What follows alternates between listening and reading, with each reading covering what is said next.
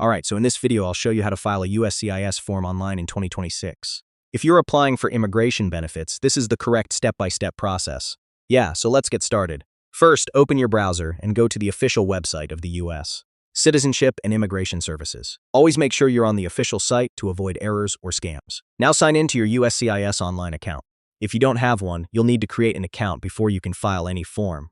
Once you're logged in, go to your dashboard and click on File a Form Online or Start a New Application. Next, you will see a list of available forms. Choose the correct form based on what you are applying for, like work permit, green card, or citizenship. Now carefully read the instructions before starting. This is important because each form has specific requirements and eligibility rules. After that, begin filling out the form step by step.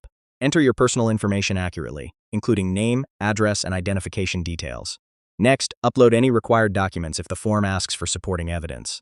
Make sure files are clear and in the correct format. Now review everything carefully before submitting. Even a small mistake can delay your application.